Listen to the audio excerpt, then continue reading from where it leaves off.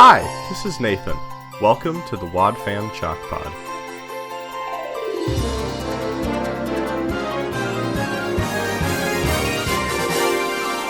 Oh, hi there. Welcome to the pod.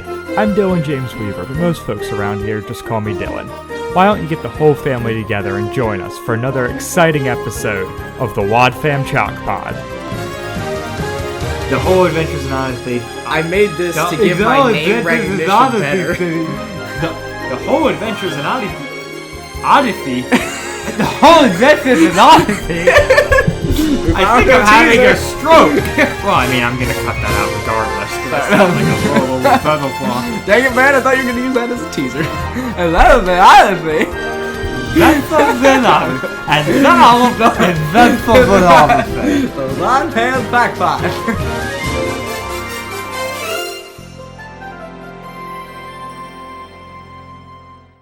Hi, everybody. Welcome back to the WadFam Chalk Pod. I'm Dylan Weaver. I'm Andrew. And we're here to talk about Adventures in Odyssey. And I don't have a last name. No, you do not! Specifically, this week, we're talking about episode 468, Chains, Part 1. Very clearly a part 1 of 2. Yeah, we'll see how this holds up. Basically, we both listened to the episode and we're like, maybe we should have done 2 in 1. Yeah. But we procrastinated and didn't have time to do a second one. So, sorry, you're getting a full episode of our show on half an episode of Adventures in Odyssey. I mean, it's 20 minutes of, Adventures in Odyssey, so it's the same amount, but just not the plot. Everything builds to nothing? Yeah, pretty much. So tune in next week. Yeah, it's gonna be real good. Yeah. I mean, this is the way it was broadcast. It was broadcast a week apart from each other. True. So True. Enjoy the anguish. Yeah. That should be like the subtext underneath WadFam our podcast. Chalk Pod, enjoy the anguish. Yeah. Yeah. I'm okay with it. Yeah. Oh my gosh. Yeah, this episode, it doesn't have an intro, right? It does have an intro. It does? It has an intro, yeah. Oh yeah, you're right. It does. Next I'm episode sorry. doesn't have an intro. Yeah, because it's meant to be. It doesn't have an outro. Right, this one doesn't have an outro. Correct. And the intro is like kind of intense and kind of choppy. Like it's very... I have mixed feelings now with the teasers. Because it's just like... Because now you're aware of them? Yeah, and I'm like, why are you like this?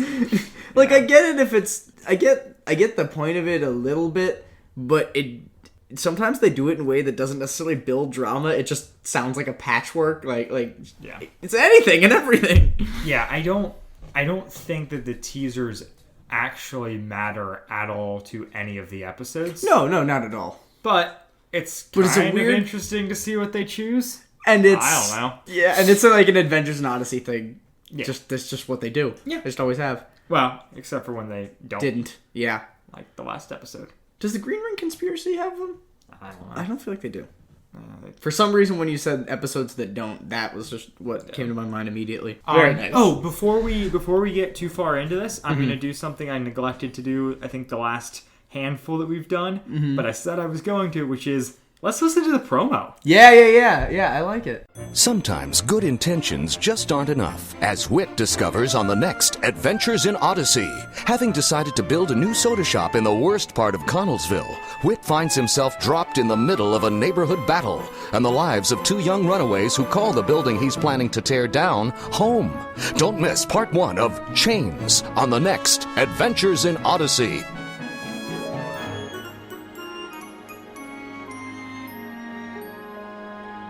That is oddly cheery music for such a depressing episode. And also, sometimes good intentions aren't enough. Yeah. Oof. Got him. Also, these promos consistently are the whole episode. Yeah. If you're ever, like, if A, you don't want to purchase the episodes online or get them from us, but you still want to follow along with the podcast, just listen to the promos and you'll be good. So the episode starts with Tom and Whit, right? Tom's talking to Whit about the new shop in Connellsville. They're like looking at blueprints and stuff like that, and they talk about where it's gonna be, and they talk about it is some like suburb, and he's super clear, like, so there's a bunch of churches around there, and there's a bunch of Christian organizations, and like they'll get a lot of support from the community because they're obviously a pretty renowned like Christian business. And then Tom's like, well, maybe you should go to Oswald Heights, like that's a place that really needs you and stuff like that. And it's just Tom being a good person again. Yeah, Tom's the best. No, and being like just exactly what Whit needed in that moment. His connection to the Heights is that they occasionally have those kids out to the Timothy Center. Which Oswald Heights, I don't understand, because of what I know about Odyssey, it's like a small town issue. Yeah. And Connellsville is like mildly bigger, but not really like that much bigger. Yeah. Oswald Heights is part of Connellsville. It's the bad section of Connellsville. Yeah, Connellsville I guess. is the neighboring town to Odyssey, and it's bigger.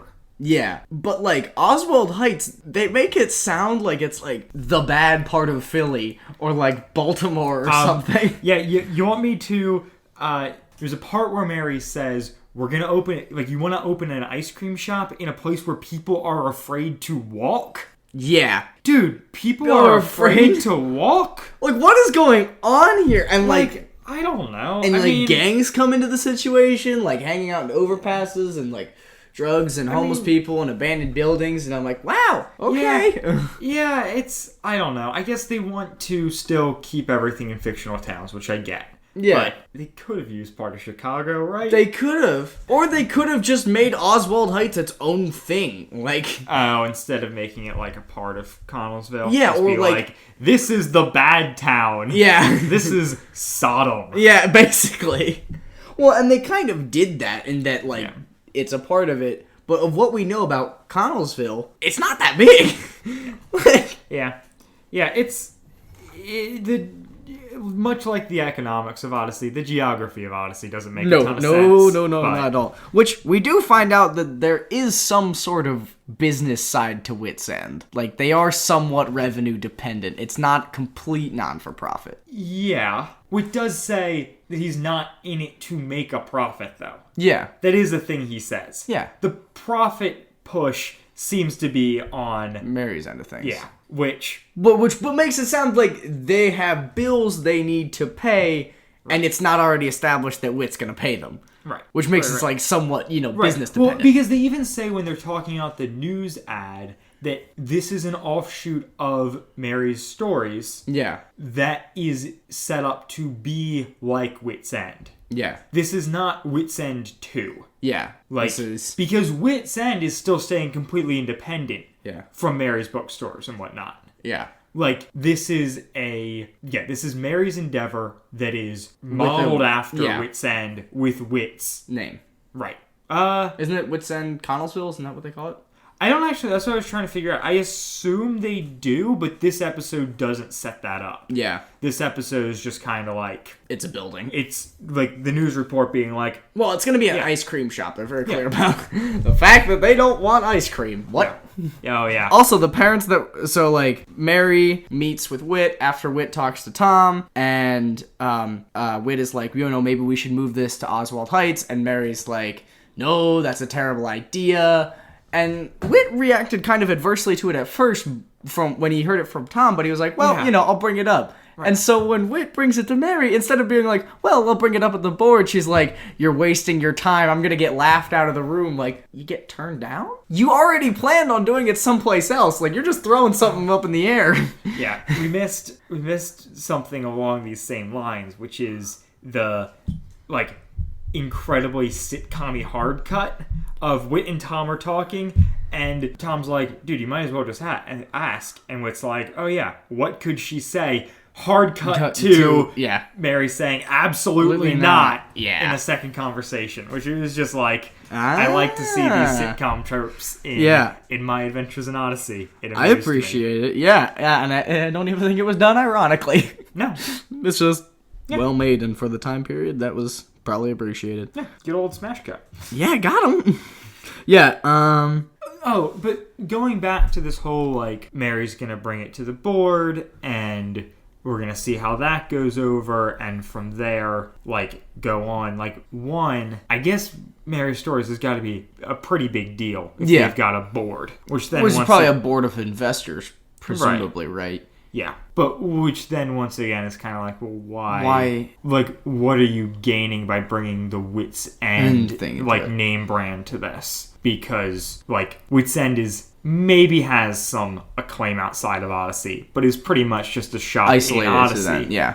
And so why are you like? What are you doing to try and boon your business by having? Yeah, and I don't know. Yeah, I like my genuine question is I don't know who this board is. Like that's the only logical thing is that it would be like some sort of investors, like people that are contractors, I guess maybe things like that. But Yeah, not really. Like if she's financing it and it's his name and like they're both going in Right. together, like don't they have like a 50-50, 60-40 situation going? Yeah, and it doesn't come across that way. It seems like Somebody else is Mary holding is the purse trying strings. to work with Wit, but she has people to answer to, and Wit has to answer to them as well. Yeah. Yeah, that is But it kind of begs a broader question of like, if this is a thing Wit is passionate about, and especially like the whole idea of like moving it to Oswald Heights and whatnot, I'm not entirely sure why he needs Mary. Yeah, I think I guess, like, on one hand, it's him not, like, it's a way of him not being stretched super thin.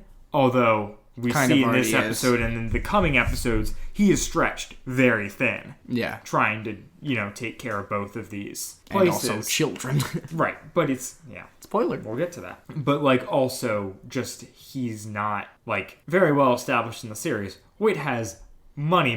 Yeah, he's Like, got stacks. Yeah. So the only thing he it's- needs is time, and he doesn't have it. Right.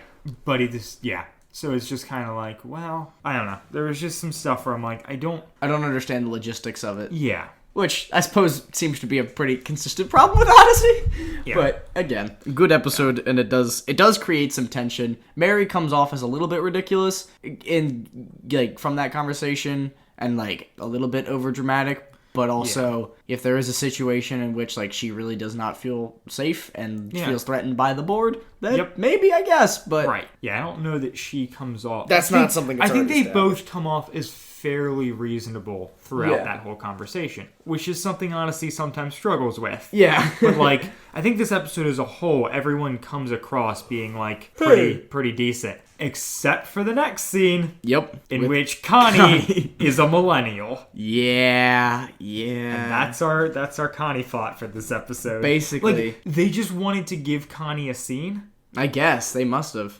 because she doesn't. Nothing happens. No, I don't even remember the conversation that Wit has with her. Wit comes in and is basically just like, "Hey, I'm gonna be stretched thin, which means you're gonna need to pick up stuff. How are things at the Timothy Center? Are you gonna be able to work both jobs?" Yeah. And your million side businesses that you advertise Connie's on your radio cookies. show. Got him. But yeah, and she's like, Timothy Center's slow.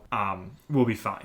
Yeah. But she has that whole conversation while IMing Mitch. Which is cool, but also there's a lot of keyboard clicking happening, and in my head, she is not breaking eye contact with Wit while typing, and I'm just super loud keyboard. Also, what? Like, how can you be having a conversation at a computer, which is a two-hand situation, and like typing, reading what they're saying, and talking to somebody else in a like clear, like responding to the conversation back and forth, like fluid sense? Andrew, well, she's not responding completely fluidly. That's She part does, of the yeah, issue. yeah. But also, how many times have we tried to talk while you were texting on your phone? But she's more This is engaged just in a- the conversation just than a- I am normally. That's the thing. I'm like, I understand when I'm texting somebody and talking to somebody that I'm not gonna, like, I'm checking out of one a little bit. But she doesn't seem to be checked out. She does, though. Fair enough. I think this episode is just exploiting my faults. No, this podcast is Yeah. exploiting your faults. Yeah, Andrew. you're right. I've completely lost track of where we are. There was an awkward conversation with Wit. Oh, And yeah. During which Connie says that Mitch wants to talk to Wit, which maybe comes back in part 2. I don't know, but seemed like a weird, just like throw it in there thing. Yeah. But he wants to talk to Wit about a TV show Called- that Novacom's doing. What's it called? The White Devil or something? Yeah, Devil in White, maybe? Yeah. It's like, oh boy, what? Yeah. No, it's just very blatant. Novacom's the bad guy. Yeah. And They've just been taking passive-aggressive shots at them about just their programming. Like the past 3 episodes. Like, Wit look at all their says- bad programming. All soundless violence. And then Wit says in this, like, I haven't seen anything from Novacom other than unashamed immorality and mindless violence. So, HBO? that's how. Yeah, I was gonna say, and also like. Actually, no. HBO's got a mind. Showtime. Showtime. Showtime's Yeah, the analogy yeah. we need here. Moving on. It's what God wants. It is what God wants. That's like Wit's thing. He's like, I just feel like this is what God wants. And then Mary's like, well, I hope God's with me when I'm in the boardroom or something like that. And like, he is, because they they get just- unanimous approval. Yeah. Wit, once again, actually Tom Riley being the voice of Yeah, God in this this is circumstance. the thing. Is like I like that Tom gets to speak into Wit's life in this. Yeah. And like it makes sense because we've established before. We'll get to it in a little bit, but like they referenced that Tony was at the Timothy Center. We actually get that in an episode. Yeah. Like there's actually the people of Oswald Heights come to the Timothy Center episode. And so it makes so much sense for their characters that Tom has a heart for This area. Like, yeah, that Tom has a heart for the, Well, and it's just the thing that Odyssey does so well, and just having a very large, cohesive universe that, like, if you follow along, like, you get it. Like, I Right. understand these characters and, you know,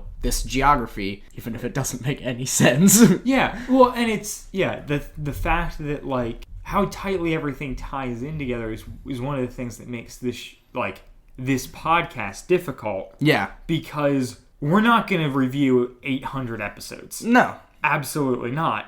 But we do have to constantly reference stuff that happened outside of the ones we're talking about. Because even in the official, defined Novacom saga, It does. there's a lot of stuff that factors in from other Yeah. stuff we've seen and will see. It's just reading one chapter of a book. You don't know, like, what happens before it and what happens after it, because it's very important, but it's just one chapter. Right. And it's not as if we're missing anything by not having that greater context. Yeah. Like, it's not putting us at this major disadvantage, but it's of note. Yeah. Oh, for sure. Well, and, like, you definitely have a greater appreciation the more you are committed to the situation, like the more you're committed to the series, which I think is something that's a lot harder to do than I think people give it credit for. And also, I don't think a lot of things do it super well, like being really, really good with like fan service, I guess is the word. It's not even fan service though. It's just tying everything into a greater universe. Yeah. Having a really consistent continuity across, your whole show.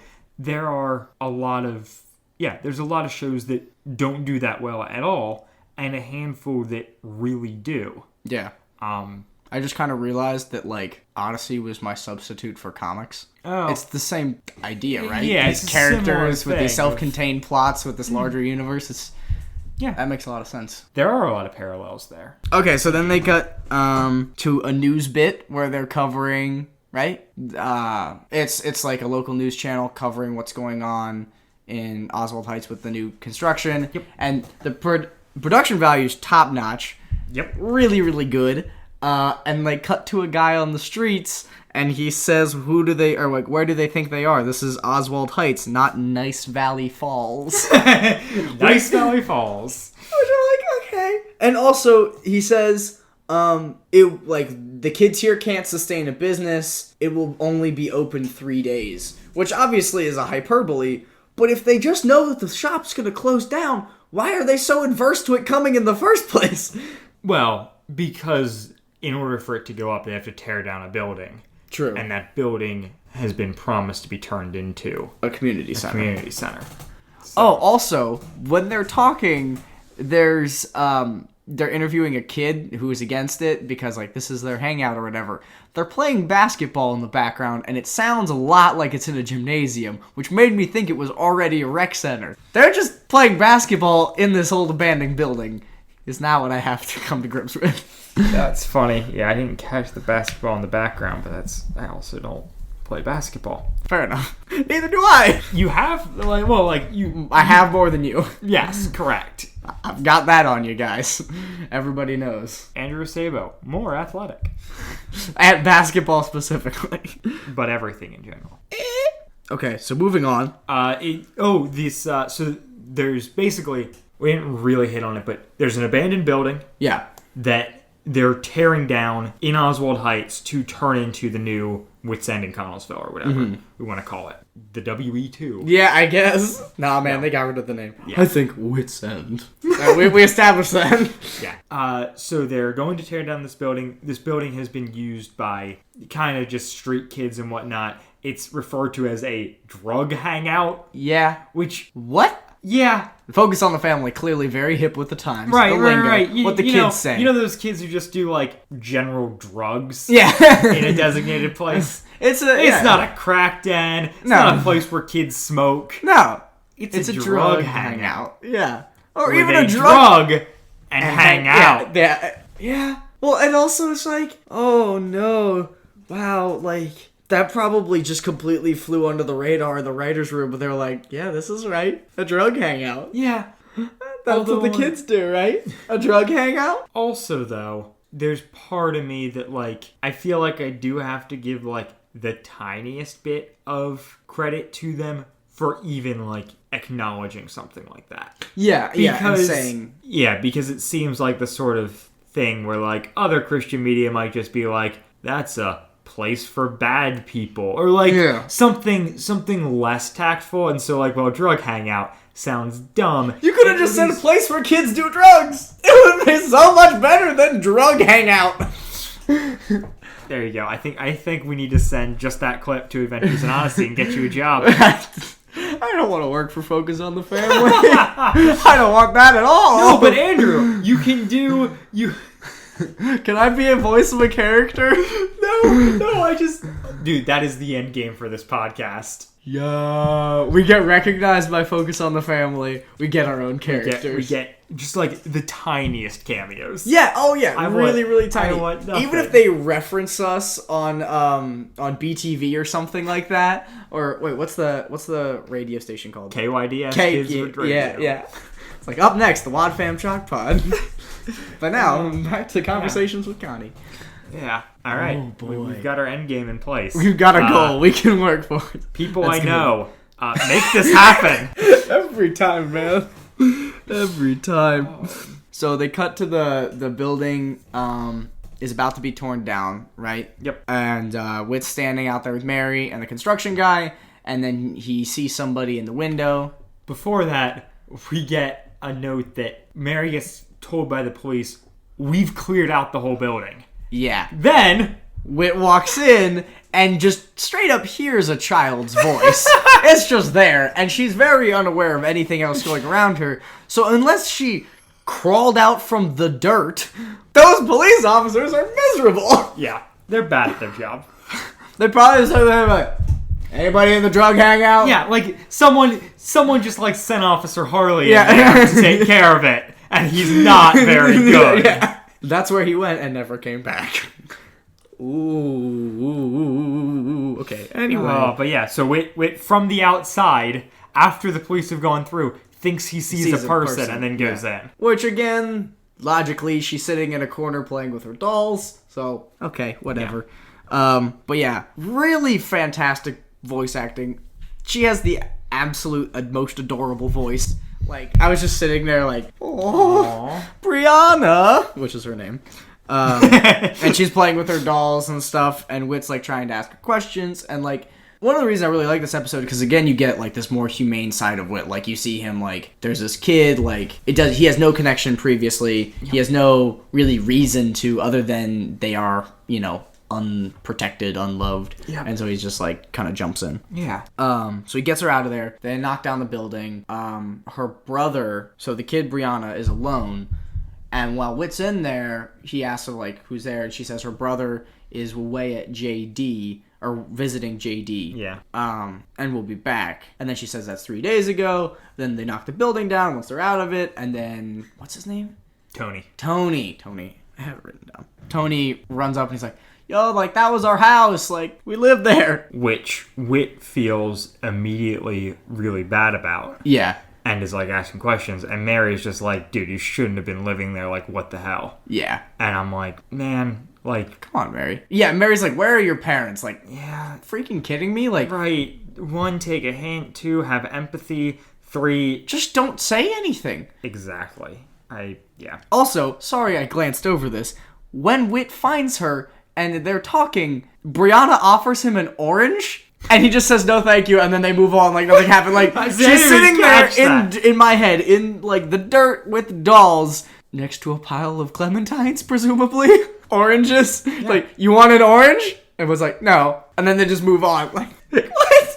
It was so completely unnecessary. That's really funny. Yeah. Little bits. Yeah, Brianna has oranges? What? So then, what? Then Whit meets with the law guy, right? Like the police officer or something? Yeah, he about goes, the kids? I assume it's a police officer, just kind of asking who these kids are. And he kind of explains, like, their parents are out of the picture, they're living with their cousin, kind of, in and out of foster care. It's just a rough situation. For them. Tony runs a gang called the Brothers. Yeah. And then, obviously, the police officer conveniently refers juvenile detention to as JD. Right. Which, like, obviously ties into the connection, like, so now Whit understands where she was, but he refers to it as JD. I've never heard it ever called that. It's juvie or... Yeah. I think I've always just known it as JD because of this. Really? I guess. I was like, no, of course he would just call it JD. That's what people do in Adventures. Dang it. That is circular reasoning. I see how you have permeated my thought process. Gosh dang it. Subliminal messaging. Yeah, and then so they tell him, so Whit obviously wants to go. Yeah. He doesn't have the kids anymore. Where's the cousin? Yeah. And the cop's like, hey, I can tell you that. Yeah. Apparently. Yeah. You can just give that out, which, cool. It was a different And it was time. something, like, again, odd to clarify, like, I can tell you that. Yeah. Thank you. Like, I can tell you where their cousin is, but, like, it's more, like, there's a better chance of you finding them under the bridge. Yeah. Under the bridge on 14th Street. Which, again, where are we? Like, I was in Philly 2 weeks ago, and we stood under a bridge, and it was very sketchy. Granted, we were in line outside of a venue, and so there wasn't anything bad going down, but it was definitely in an alley, and we were definitely under a bridge, and I do not imagine that anywhere near Adventures in Odyssey. The town Adventures in Odyssey. Got him. I like this Call runner back. we have doing. We have doing. This runner we have doing. Yeah, and so I'm like, Whit, we aren't in Odyssey anymore. And so Whit finds Tony. Well, actually, Whit finds the gang, and then they say Tony doesn't typically take visitors, which, in my head, presumably Tony's just standing in a corner somewhere, like, just next to a pillar or something, like maybe Right. I smoking. mean, they're under a bridge. Yeah. It's not like there's a door Yeah. that this guy is guarding. Or he went to a drug hangout and he's upstairs or something. Like, he's probably 20 yards the other way, if that. Yeah, so Tony is, like, super defensive. Whit walks up and says, "My name's John." Yeah, which which is is weird. I was like, huh. I didn't notice that. It's a weird Yeah. way to hear him introduce himself. But then I also had a thing where I was like, But you can call me Whit. What? no, he doesn't.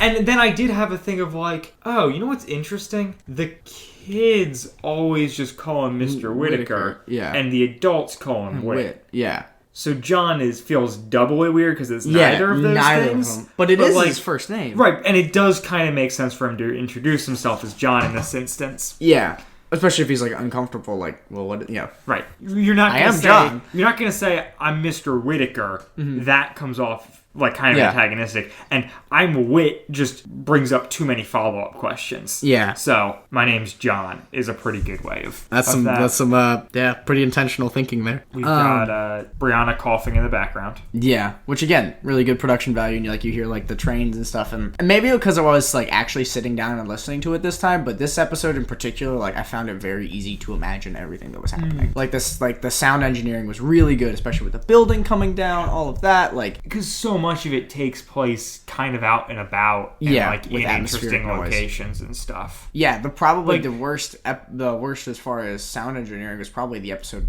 or the scene with Connie, Right.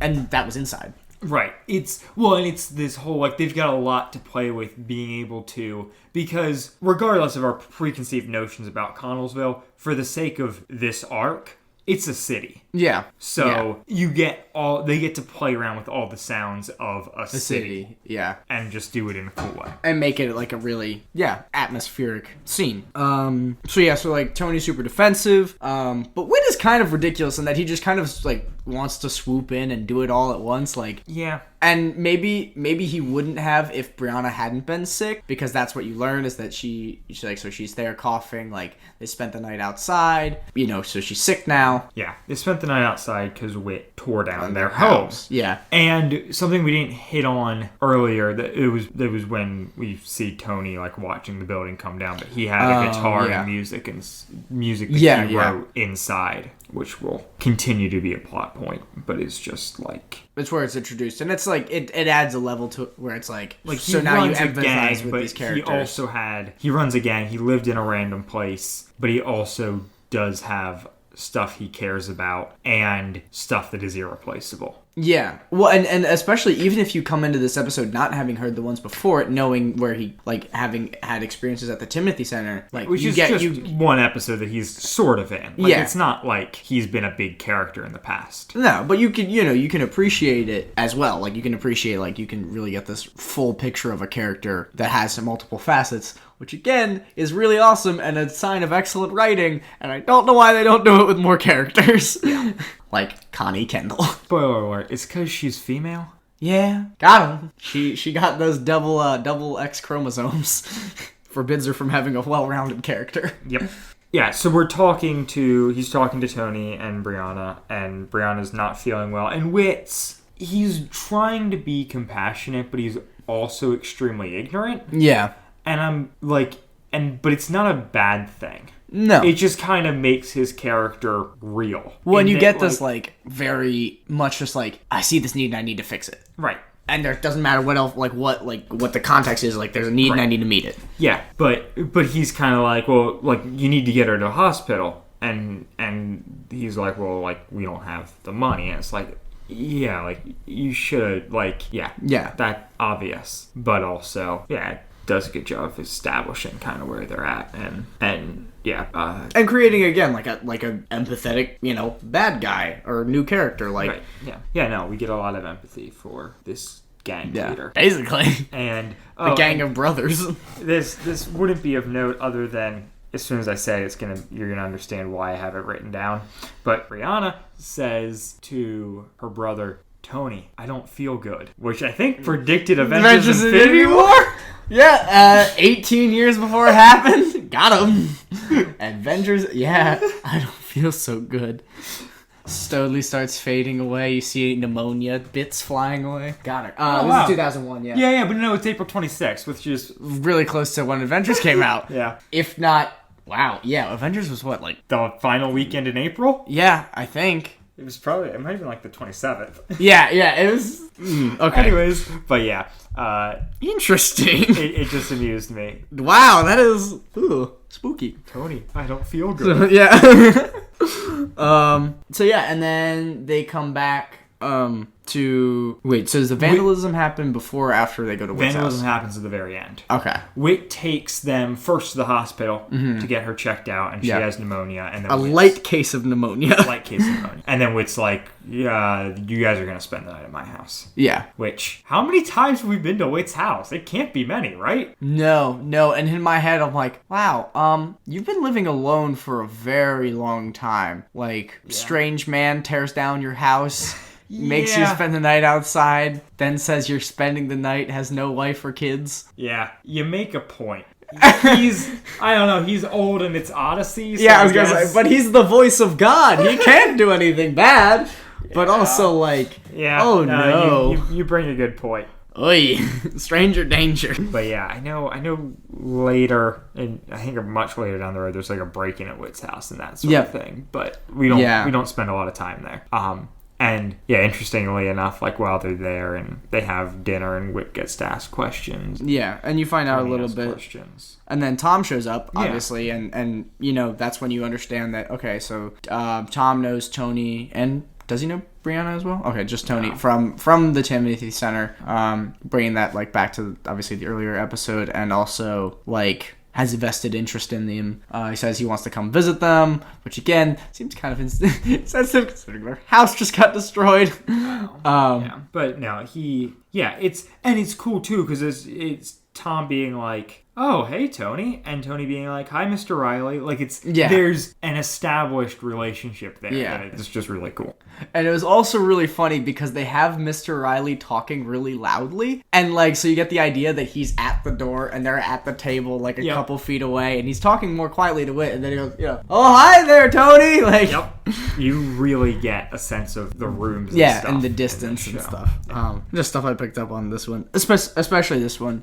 And it might be just because it's a different situation, like it's a different setting, so they're, able to play around with it. But, like, this episode, especially, I felt like was really good for that. Yeah. But no, Tom's just the best. Yeah. Like, he has such a good relationship with these people in a way that, like, Whit can seem kind of distant, and that he's there to preach to you and straighten you out and whatever. Yeah. And Tom's just there to care about you. Yeah, and be like, Tom is, like, good-hearted with his fault being naivety, whereas in this case, Whit is, like, very much, loving, but a little bit more rigid, and also his fault being, like, insensitivity. Yeah. And, like, callousness. Tom just seems like he is always to everyone the best friend. Yeah, just really sweet, like, just quintessential nice old guy. And again, during the conversation that Whit has with Tony,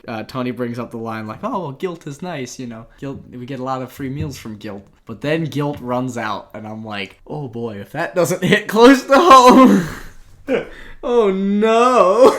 You experienced much guilt there, Andrew? I did. Oh my gosh. Oof. I don't even know if that was like, because he says it kind of casually, like, I don't know if Yeah, I think it's supposed to have a little bit bit of of impact. a little bit of a bite to it. The thing that's kind of unfortunate is, so because this is a two-parter, and while they were broadcasting different weeks, on the album, you don't get the outro for this episode or the intro for the next episode. I would have been curious to see what Chris's summation of the episode, like what the moral is. And it's probably, actually, if I can guess, it's probably her being like, oh my gosh, like, what's gonna happen? Like, this and this, and, well, was Whit right to do this? You gotta check back next time. Yeah, you're probably right. Sometimes I like to think there's depth there, but I mean, there is certain in certain situations, but with the promo being sometimes good intentions. yeah, should we get Nathan to do a moral of each of our episodes? That would be so good. Oh my gosh, that would be really. I mean, we'd have to bring him on. That would be difficult. I can't do it, but it would be funny. We could do like the whole fake sponsors bit though. Having it being the moral. This episode is brought to you by good intentions not being good enough. Oh, you're right. That is good intentions not being good enough is what Chris would have said at the end. Yeah. Like, it's because everything's given away in the promo. Yeah, pretty much.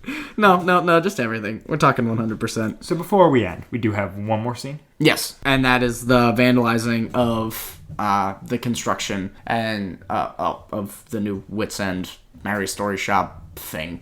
Yeah. The WE2. And Mary just freaking out, being like, costs are so high, and Whit being like, I don't know. This is worth it. Like, we need to press on despite this resistance. Yeah, but the contractor flat out being like, I'm not gonna work anymore unless you can, like, guarantee safety. Because we didn't touch on it much, but, like, the kids and adults and just the people of Oswald Heights are actively way up in arms about this happening, because a politician promised them Yeah. the Years ago, too, which is Yeah. says something. Again, like 10 years ago, I think Yeah. he says. Yeah. Politician promised them that they would get fact check us. It might be they- 15. I don't know. Point made a fact while check us, ago. friends. Yeah, so again, it ends with the vandalization of Wits End, or whatever. And then it just cuts because there's no outro. Yep. Which made me do a double take. Like, did the file crash? Like, did something happen? Yeah, it does feel like a really weird end to not get that, but obviously, if it's on a CD and or a cassette where you just gotta flip it over, like, Right. that's what happens. yeah, because there is so much of like this episode is just laying the groundwork for the next one, and we don't really get a conclusion to things. No, not Like, really at it's- all. Like, it's very much a hard stop to a point where it's like Andrew kind of wants to go home and listen to part 2 just so he knows how stuff ends. Dylan really wants him to stop talking in the third person because that's freaking weird. It is really weird, especially because I got really quiet when I did it too. Like, Oh, yeah. I'm Yeah, mumbling. But yeah, overall, I mean, actually, all things considered, for being one episode, it was pretty good. Yeah.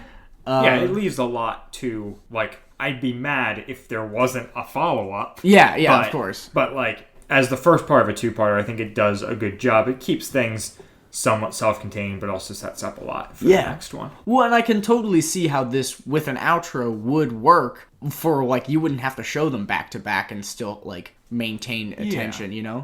It just helps with the cohesiveness. Teasing like crazy with that final, like, Yeah. what are we going to do? Yeah. But yeah. No. But, like, I feel like plenty of TV shows will do that stuff, too. Like, there's obviously the whole to-be-continued bit. Right, for two-parters. Yeah. Or the entirety of Heroes. Rest in peace. Or not, really. No, you can have a don't hard need- time. No peace. rest for the heroes. I don't know. Yep. We'll be back next week with the second part of Chains. Oh, don't forget, we are now on Apple Podcasts. Heck to the yes. At the time of listening to this, we'll have been on there for a couple weeks because, This is we how this bank works. stuff. But Yeah. big deal. Yeah, we're everywhere now. We're Spotify, too. Spotify, Stitcher, Shoot, man, Google let's Podcasts, go. Apple Podcasts. Yeah. Castbox, Tell all your of friends. If they care about Adventures in Odyssey and all, they might care about this. WadFam Chalk Pod is a presentation of the Lidditz Podcast Cooperative. This show is a fan podcast and has no official affiliation with Adventures in Odyssey or focus on the family. As such, the copyright is ours under Creative Commons. Follow the podcast at WadFamChalkPod on Twitter and Instagram, or email us at wadfamchalkpod@gmail.com. Episode 6, Chains Part 1, was hosted by Dylan Weaver and Andrew Sabo, and edited by Dylan Weaver. And I'm Nathan Haverstick, hoping you'll join us next time for more of the WadFam Chalk Pod.